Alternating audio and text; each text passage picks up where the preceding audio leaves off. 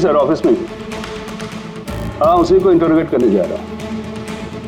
पता है सर, वो क्रिमिनल नहीं है, लेकिन क्रिमिनल कोई माँ के पेट से पैदा तो होता नहीं। मजबूरी, हालात, लालच क्रिमिनल पैदा करते हैं। देखते हैं इसे किसने क्रिमिनल बनाया।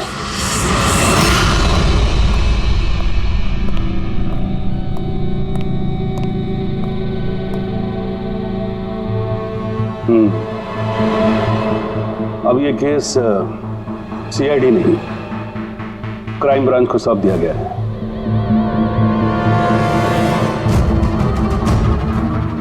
अब भी सफाई में कुछ कहना चाहते हैं?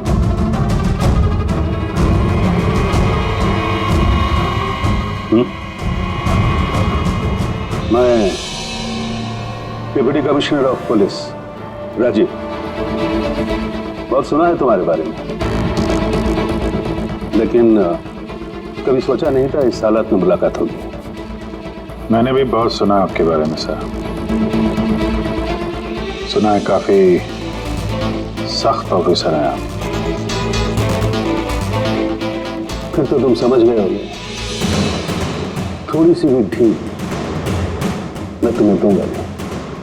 कानून सबके लिए बराबर होता है सर।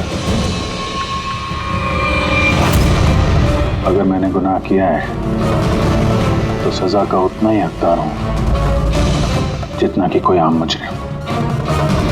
विक्रांत को क्यों मारा तुमने? उसे मारने की कोई वजह नहीं थी मेरे पास। अच्छा, तो फिर गोली क्यों चले? पता नहीं, बस चल गई। चल गई? चल गई मतलब ट्रिगर पे उंगली रख के ट्रिगर दबाया था ना तुमने? मैं सिर्फ उसको डरा रहा था। डरा रहे थे, लेकिन तुम वहां करने क्या गए थे? पुलिस उसे कोर्ट ले जा रही थी ना?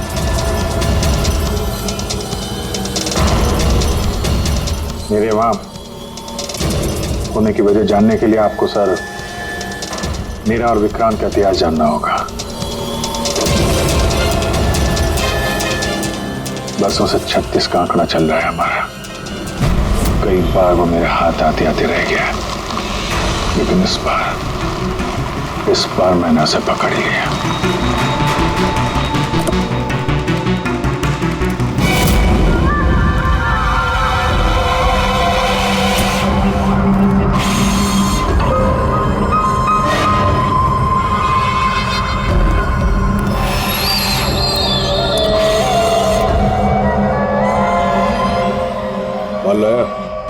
जी, आपने जितना बोला था उतना है।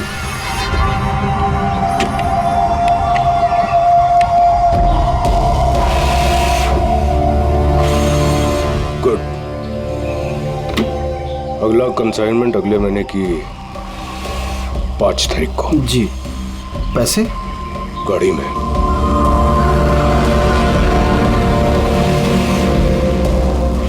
क्या बात है, इतना पसीना क्यों आ रहा है? पसीना? नहीं तो। जिस स्कूल में तुझे एडमिशन नहीं मिला था ना, उस स्कूल का हेडमास्टर था मैं। क्या छुपा रहा है? नहीं, कुछ भी नहीं। ओह, तो ये बात है। किसने भेजा? सीआईडी को बुलाया तूने? विक्रांत को धोखा देना बहुत महंगा पड़ेगा तुझे।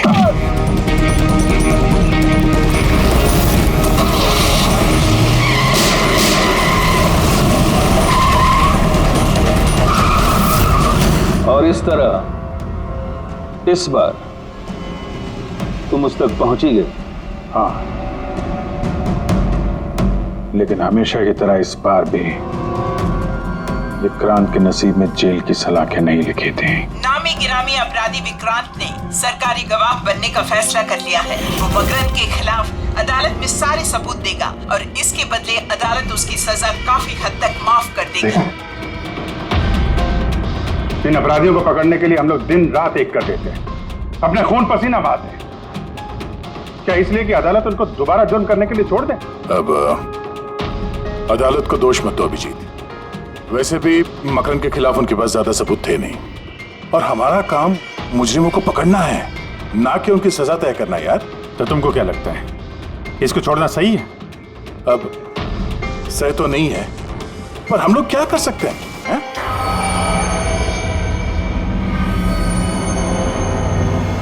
कर सकते हैं दया, बहुत कुछ कर सकते हैं। बहुत बड़े बड़े मुजरिम देखे हैं मैंने सर, पर ये विक्रांत कुछ अलग ही था। हर बार कुछ ना कुछ करके बच ही जाता। तो इस बार उसका बच निकलना तुम्हें मंजूर नहीं था, क्यों? यही बात है ना? ठीक समझा। इसलिए जब मुझे पता चला कि इस केस का इंचार्ज मेरा पुराना दोस्त मुरली है, तो विक्रांत से मिलना है मुझे। यार सिर्फ 10 मिनट। अभिजीत, तुम ये जानते हो कि ये मुमकिन नहीं है। This doesn't fit into any kind of protocol.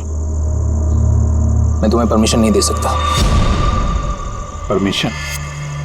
वो आरती याद है तुम्हें? बीकॉम सेकेंड ईयर की स्टूडेंट, कैसे तड़पा तड़पा के मारा था उसने। किसने परमिशन दी थी उसे ऐसा करने के लिए? और वो 80 साल की बूढ़ी औरत जिसे आंख से दिखता नहीं था, उसके हाथ पांव काट दिए थे उसने। एक 8 साल के बच्चे तक को। अभिजीत, मैं उसकी पूरी केस हिस्ट्री को जानता हूं। फिर तुम ये भी जानते होगे किसी भी जेल में 15-20 दिन से ज्यादा नहीं टिकता ये विक्रांत। यार मेरा उससे मिलना बहुत जरूरी है।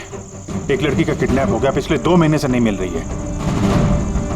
सिर्फ विक्रांत जानता है कहां है वो। यह लड़की की जिंदगी का सवाल है, समझो यार, सिर्फ 10 मिनट। ठीक है, लेकिन सिर्फ और सिर्फ 10 मिनट। तो इस तरह तुम विक्रांत के कैंप तक पहुंचे, लेकिन तुम्हें तो सिर्फ उस लड़की के बारे में जानना था ना? ये सब कैसे हो? ये सच है सर, मैं सिर्फ लड़की के बारे में जानने गया था, मगर 5 मिनट का टाइम दे रहा हूं। दिमाग पे जोर डाल ले और अच्छी तरीके से हिला ले। आरजू कहां है? आरजू? कौन सी आरजू? किसकी आरजू? मैं नहीं जानता किसी आरजू को। वही लड़की जिसे तूने किडनैप कर रखा है। ओह सॉरी, भूल गया था। कहां रखा है उसे? जानता है अभिजीत, पिछली बार भी मैंने एक लड़की को किडनैप किया था, फिर भूल गया था। फिर अचानक 2 महीने के बाद मुझे याद आया, तो फिर जाकर देखा कि उसकी लाश कुर्सी से बंधी हुई थी और उसकी लाश पर मक्खियां भिनभिना रही थी। और अब आरजू का भी वही हाल होने वाला है। ऐसा कुछ नहीं होगा।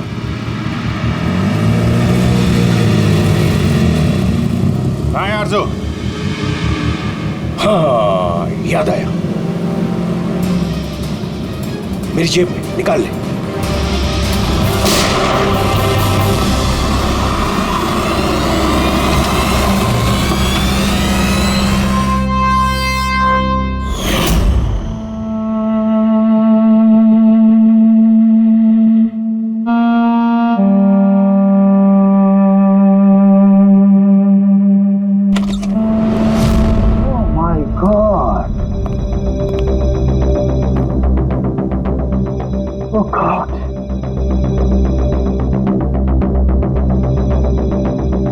मुझे तुम जैसे जिम्मेदार ऑफिसर से ये उम्मीद नहीं थी मुरली। तुम्हारी निगरानी में ये हो कैसे गया? कैसे? हाउ? गलती मुरली की नहीं, मेरी है। सब मेरी वजह से हुआ।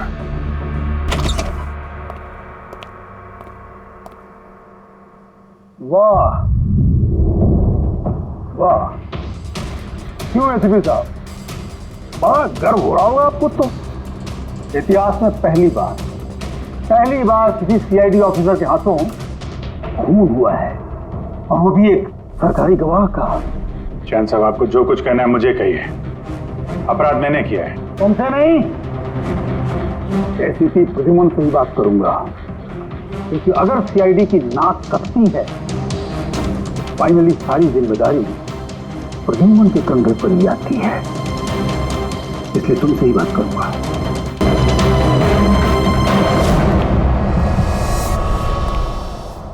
कैसे हुआ ये सब? पता नहीं सर कैसे हो गया। मैं तो सिर्फ उसे गन दिखा के डरा रहा था सर। गोली चलाने का कोई इरादा नहीं था सर मेरा। अच्छा। तो तुम सिर्फ गन दिखा रहे थे, हाँ?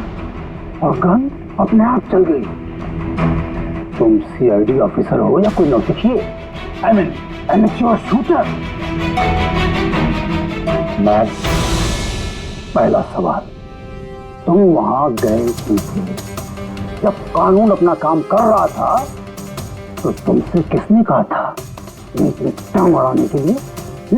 जैन जी प्लीज, आप जरा शांति से बात कीजिए।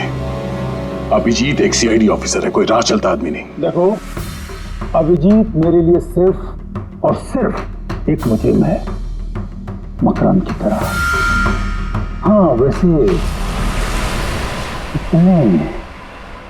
कितने रुपए लिए तुमने मकरंद से विक्रांत को मारने के लिए?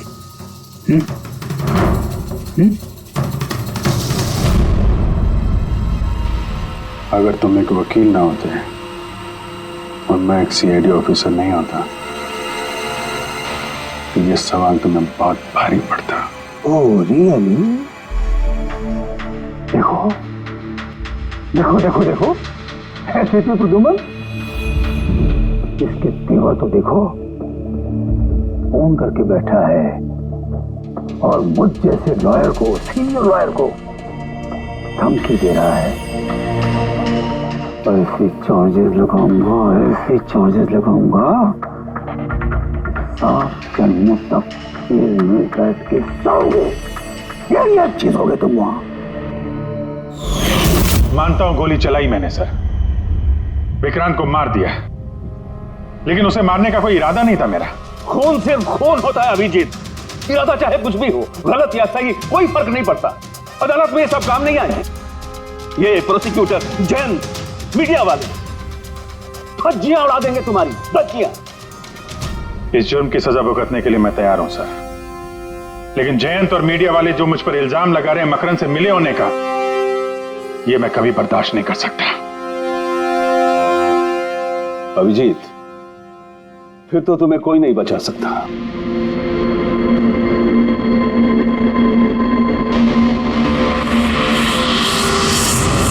सारे सबूत और गवाह अभिजीत के खिलाफ है। यानी कोई उम्मीद नहीं है सर? कैसे उम्मीद है? अभिजीत ने खुद कन्फेस किया है कि गोली उसी ने चलाई।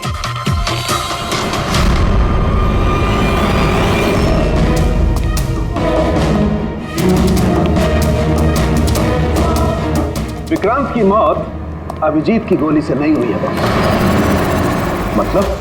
मतलब ये कि विक्रांत को गोली लगी है ठीक फेफड़ों के नीचे, और जब गोली फेफड़ों के नीचे लगती है तो इंसान की मौत होने में 20 से 30 मिनट लगते हैं, और विक्रांत की मौत तुरंत हो गई थी। एग्जैक्टली, इसीलिए मैं कहता हूं विक्रांत की मौत अभिजीत की गोली से नहीं हुई है, इसकी कोई और वजह है। और क्या वजह हो सकती है? उस वैन में ड्राइवर अभिजीत और विक्रांत के अलावा और कोई नहीं था। एक गोली चली, वो भी अभिजीत के गन से। उस वक्त वैन के अंदर कोई और नहीं था, और वैन के बाहर तो कोई और हो सकता है।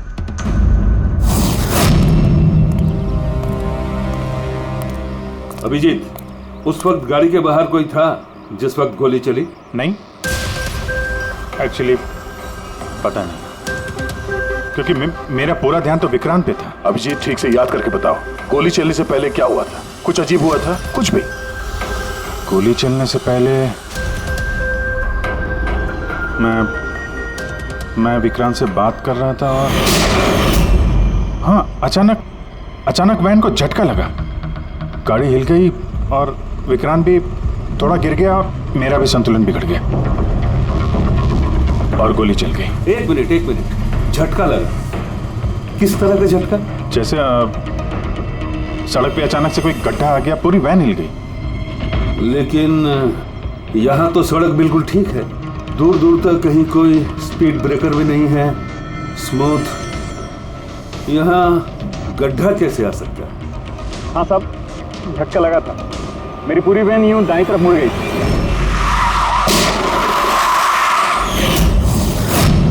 स्टीयरिंग खुद ब खुद घूम गया? हाँ साहब। ये कैसे हो सकता है? साहब ये तो मुझे भी पता नहीं चला कैसे हो गया। इससे पहले कि मैं वैन को संभाल पाता, पीछे से गोली चलने की आवाज आ गई।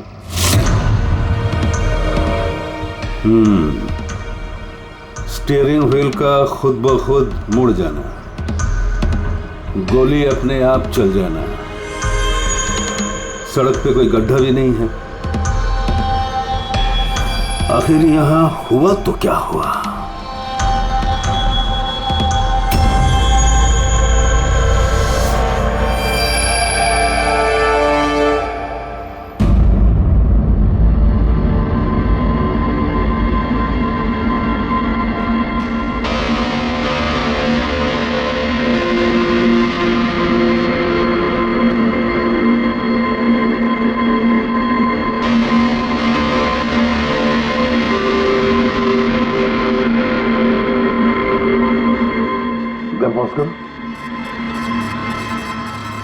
ये देखो, जब ये हादसा हुआ तो ये काली एसयूवी, ये काली गाड़ी उस वैन के बगल में से पास हुई।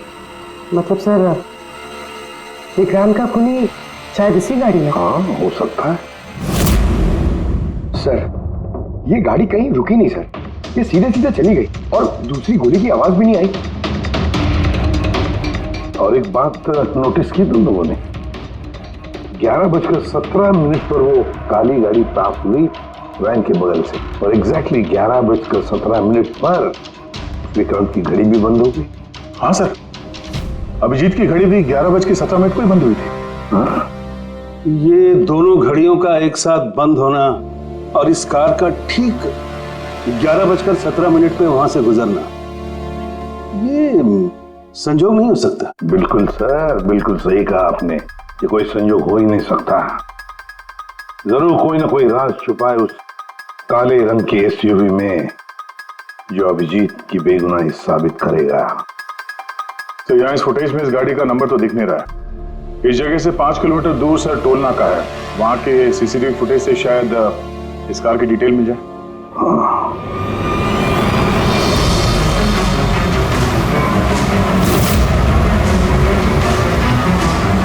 अगर वो गाड़ी टोल नाका से गुजरी ही नहीं तो यही कहीं आसपास होनी चाहिए, इसी इलाके में। सर, वो देखिए, काले रंग की कार।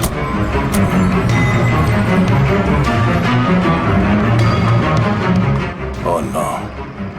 फ्रेडी, जरा आगे चेक करो।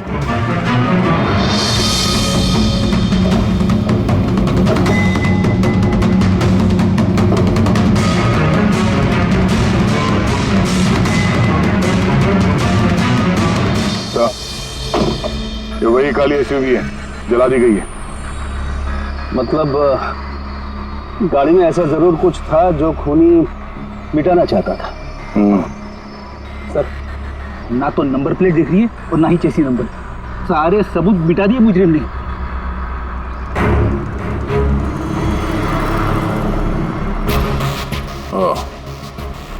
फिर एक काम करो, जरा आसपास पूछताछ करो, देखो किसी ने यहाँ पे कुछ देखा है क्या। अरे सुनो, ये जली हुई गाड़ी के बारे में कुछ बता सकते हो क्या? जी नहीं। हाँ? ये देखिए, सीट के नीचे ये डिवाइस पड़ा था। Electric device. हाँ सर, के क्या डिवाइस है, कुछ पता चला? हाँ बस, पता तो चल गया है, लेकिन इसे अच्छी तरह से समझाने के लिए मुझे एक डेमो देना पड़ेगा आप लोगों को। मान लीजिए कि ये विक्रांत है और हम इसे मारना चाहते हैं, लेकिन हम इसके करीब नहीं जा सकते हैं। तो फिर इसे कैसे मारा जाए? कैसे? डॉक्टर सालुंखे, हमें पता होता तो आपके पास क्यों आते? प्लीज आगे बताइए। हाँ, बताता हूं।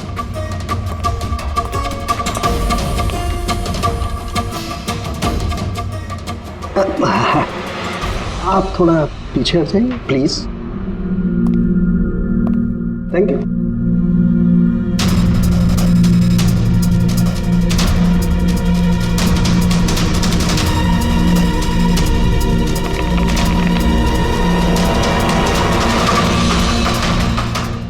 देखा आपने, बॉस बिना नजदीक जाए इसे ऐसे मारा जा सकता है। ये आपने किया कैसे सर? क्योंकि जैसे ही हमें इस डिवाइस के बारे में पता चला, हमने विक्रांत के पुराने मेडिकल रिपोर्ट्स मंगवाए जेल में से। ये स्कैन 2 महीने पुराना है और ये वाला स्कैन ये हमने कल रात को लिया उसके मरने के बाद।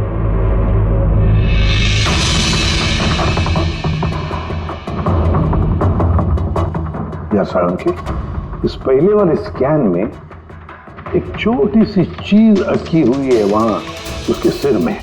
वही चीज इस 2 महीने बाद वाले स्कैन में शिफ्ट हुई है, हिल गई है, पीछे आ गई है।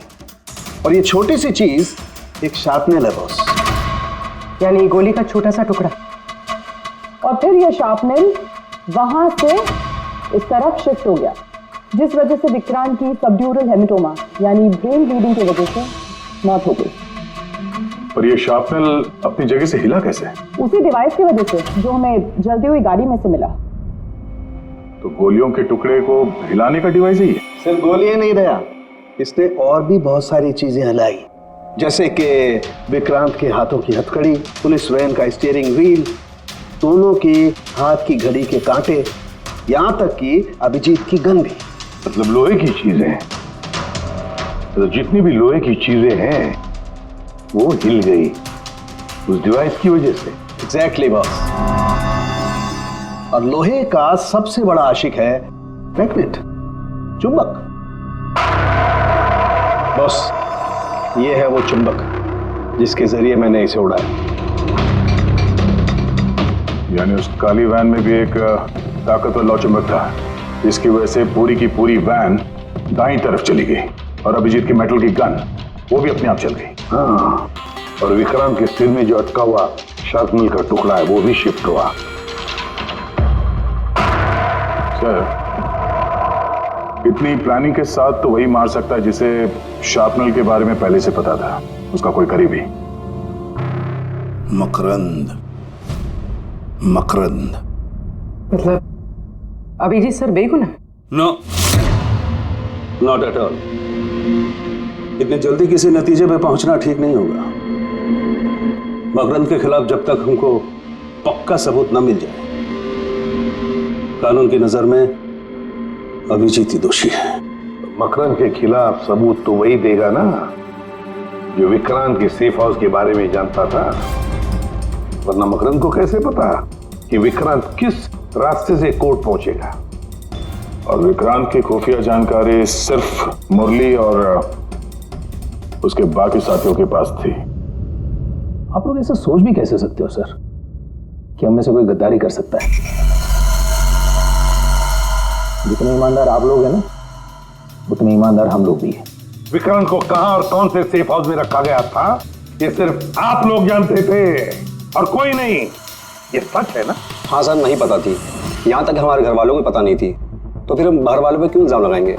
शायद पैसों के लिए किसी ने मकरंद को यह जानकारी दी हो। प्लीज साहब, हम भी पुलिस वाले हैं,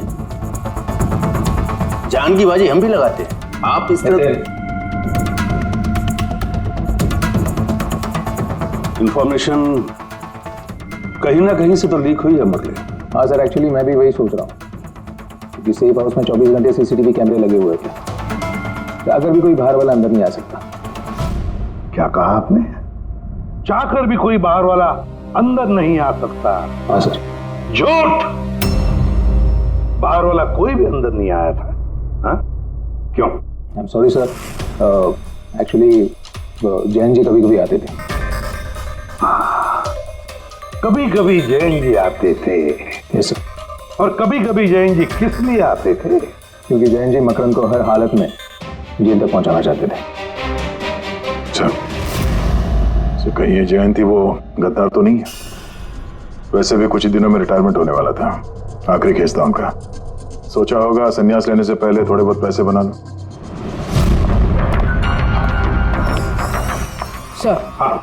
सर वाकई जयंत ने काफी पैसे बनाए। अभी 10 दिन पहले इसने पुणे में 10 करोड़ का फार्म हाउस खरीदा है। क्या? हाँ सर, ये रहे उस पार्टी के फोटोग्राफ।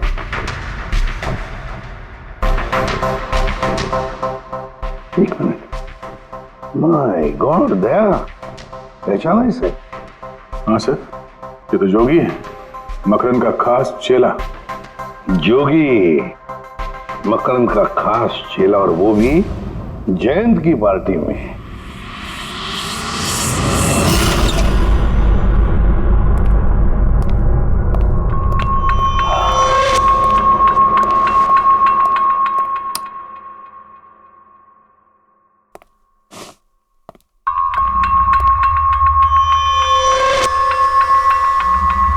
तुम यहां कैसे और मेरे घर में घुसे कैसे? हाँ? मुजरिमों को उनके बिल से निकालने के लिए बिल के अंदर तो घुसना ही पड़ता है जैन साहब। मुजरिम मुजरिम मैं हूं या तुम? मैं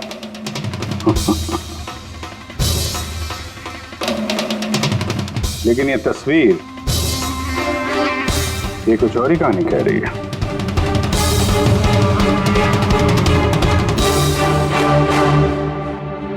नो, आई डोंट नो, मैं नहीं जानता। नहीं जानते? कमाल है, बहुत भोलेपन का नाटक कर रहे हो जयंत साहब। मकरन के पैसों से ये फार्म हाउस खरीद लिया और अब उसके चेले जोगी को पहचानने से भी इनकार कर रहे हो। What nonsense! कौन जोगी? कैसा जोगी? मैं किसी जोगी वोगी को नहीं जानता। अगर नहीं जानते तो ये जोगी तुम्हारी पार्टी में क्या कर रहा था? देखो, मेरी पार्टी में 400 से ज्यादा लोग आए थे। अब मैं हर एक को तो नहीं पहचानता ना। और रहा सवाल मेरे फार्म हाउस का, तो मेरी जिंदगी भर की खून पसीने की कमाई है, समझे? मकरान की बात कर रहे हो ना तुम? वो देखो, उस केस में उसके खिलाफ सारे सबूत मौजूद हैं। विक्रांत ने मरने से पहले मुझे सारे सबूत सौंप दिए थे। मकरान को तो मैं फांसी पर लटकाऊंगा और साथ में तुम्हें भी। लाइट हो क्या हुआ? स्विच तो ऑन है, हुआ क्या लाइट को?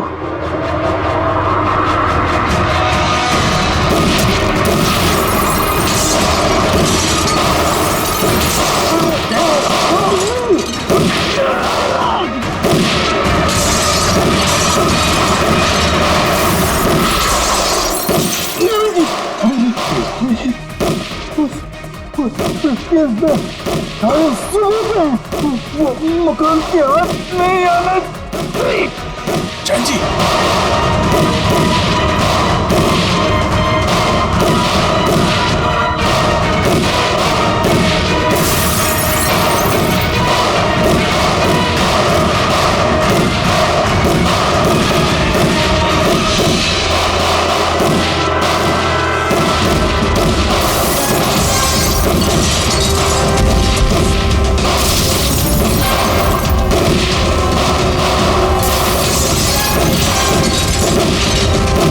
कमाल कर दी तुमने अभिजीत, वाकई कमाल कर दी।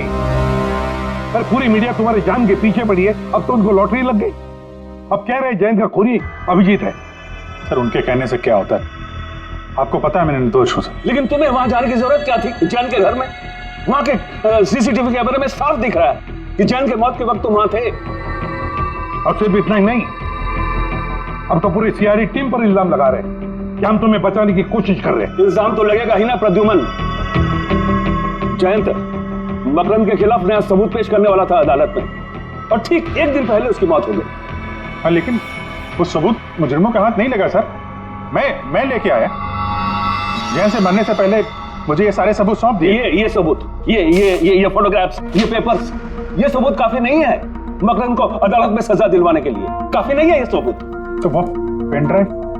वो पेन ड्राइव से कुछ पता चल सकता है ना? हाँ, अभिजीत, ये पेन ड्राइव पासवर्ड मांग रही है। जयंत ने मरने से पहले पासवर्ड वगैरह बताया था? नहीं सर, इसके पहले वो कुछ बोल पाते उन्होंने दम तोड़ दिया था। अरे यार,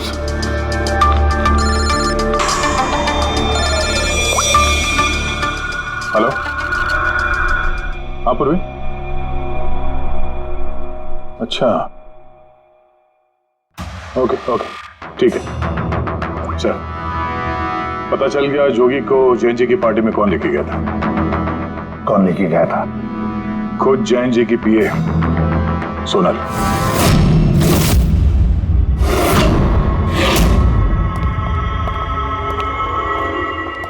सर, ये सब? सोनल, सोनल, पूरी तेरा ऑफिस कर।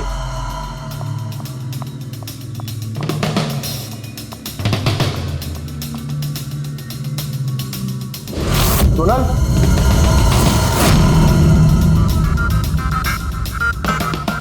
सर अभी तो कोई भी नहीं। सर कोई नहीं होगा। तो सोनल गई कहाँ?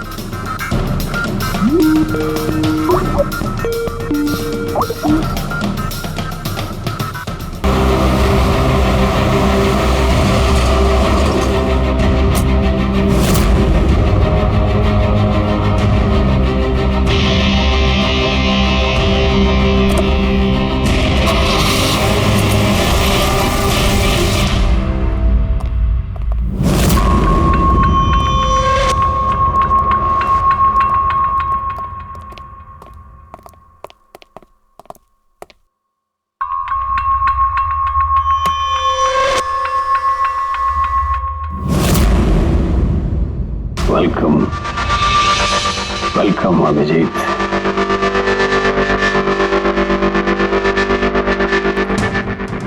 मकरंद के आशियाने में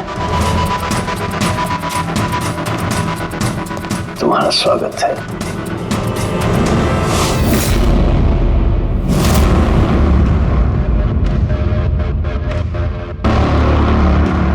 सबूत? सबूत इधर है बॉस।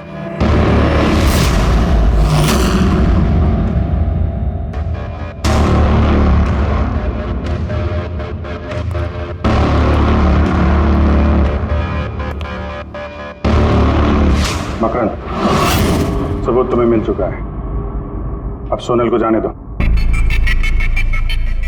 यस। वैसे भी वो कहते हैं ना कि मरने वाले की अंतिम इच्छा अधूरी नहीं रहनी चाहिए। सोनल को बुलाओ।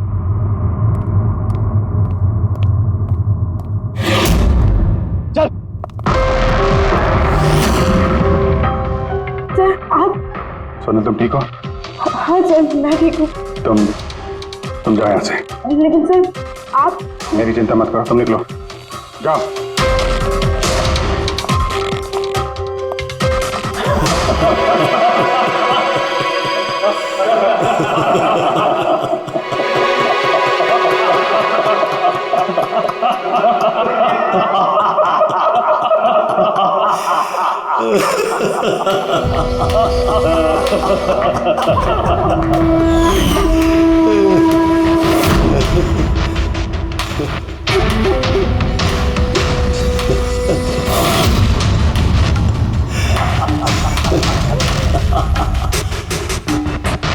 सोनल, तुम भी मानते हो ना मेरे दिमाग को?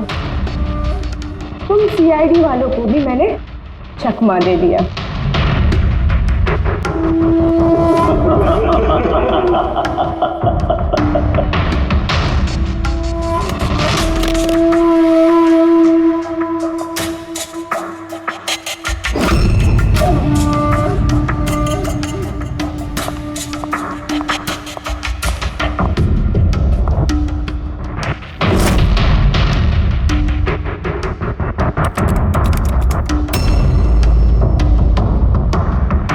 पता था जयंत यही पासवर्ड रखेगा। मकरम विल डाई। जाओ। stop conversation. Start the operation.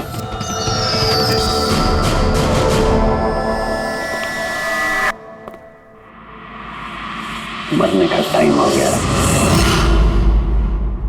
Time हो गया? नहीं तो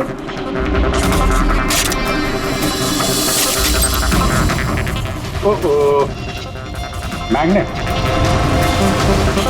तुम लोगों को क्या लगा चुंबक को हथियार बनाना सिर्फ तुम लोगों को आता है?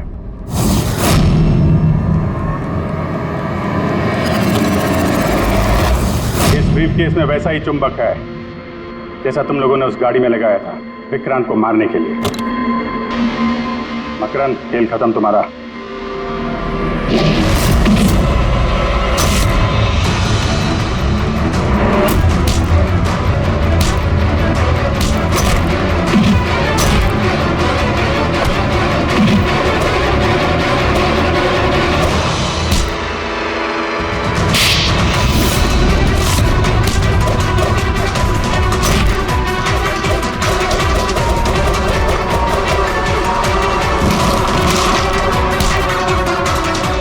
पैसों के लिए अपने बॉस को धोखा दिया?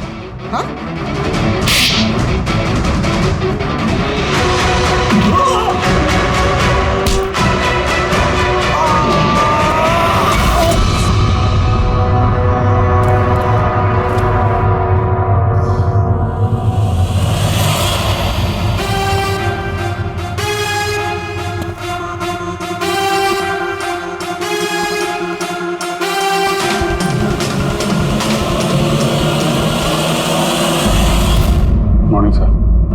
कॉन्ग्रेचुलेशन अभिजीत, फाइनली तुम पर लगे सारे इल्जाम आज धुल ही गए और एक बार फिर उसी गर्व के साथ तुम सीआईडी की ड्यूटी ज्वाइन कर सकते हो। Thank you sir. सर, हमने आरजू को बचा लिया सर। मकरंद के साथियों को पता था कि विक्रांत ने उन्हें कहाँ कैद करके रखा था, बस जयंत जी का सपना पूरा नहीं हो पाया मकरंद को जेल भेजने का। चलो जो भी है, all well that ends well.